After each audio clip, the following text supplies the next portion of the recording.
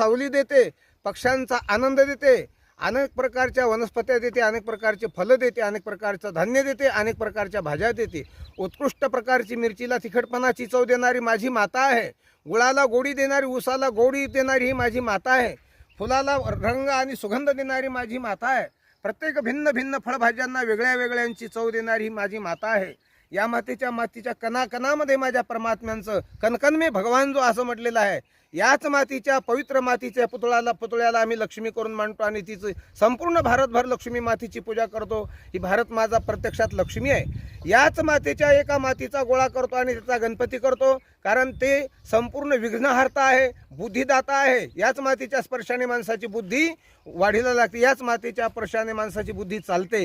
ही माता याच मातीच्या एका पवित्र अशा असणाऱ्या एका पुतळ्यांचा आम्ही आणि हे करतो. अनेक देवदेवतांना जन्म देणारी हिच्यापासूनच गाडगा आहे, हिच्यापासून मडका आहे.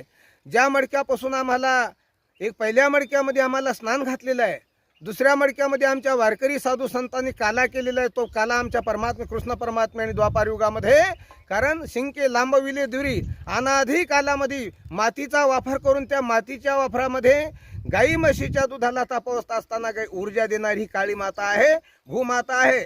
यातूनच सुंदर असं दुधाला ऊर्जा मिळायची. त्याच्यातून तुपाचा जन्म होण्यासाठी दही सुद्धा हिच्यामध्ये शांती, हिच्यामध्ये क्रांती आणि हिच्यामध्ये सर्व सुखाची विश्रांती आहे. अशी विश्रांती देणारी ही कृषी माता आहे. म्हणून भारत माझा कृषी प्रधान देश आहे. मी सर्व शेतकऱ्यांना आवाहन करू इच्छितो की मायबाप हो, आपल्या शेतामध्ये एक सुंदर अशी बैलजोडी असणं महत्त्वाची आहे. आपल्या खुट्यावरती एक गाय असणं महत्त्वाची आहे. आणि काळी मातेला पायातील वाहन काढून प्रत्येक शेतकऱ्याने नमन केलं पाहिजे. आज जरी शेतकरी म्हणत असेल आम्हाला पुरत नाही, तरी या संपूर्ण विश्वातला प्रत्येक मानव शेती मातेतलंच अन्न खाऊन जगतो, शेती मातेतलीच भाजी खातो. शेती आमची साखर देते, शेती आमची भाकर देते, शेती आमची दूध देते, शेती आमची तेल देते, शेती आमची तूप देते.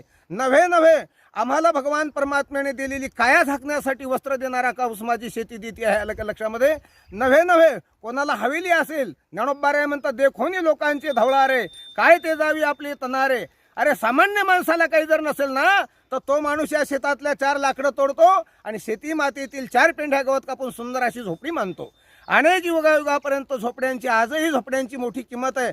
माझे साधू संत, मठाधिपती साधू संत, आखाड्यातील साधू संत जे कुंभामध्ये स्नान करतात आणि आजच्या स्नानातून संपूर्ण भारतीयांना आशीर्वाद देतात की तुम्ही कोरोनासारख्या महाबिमारीतून मुक्त व्हाल आणि मुक्त होऊन महाराज जीवनभर चांगले आनंदानं जगाल. संपूर्ण जग आनंदाने जगावं हीच भगवंताला शुभेच्छा करतो.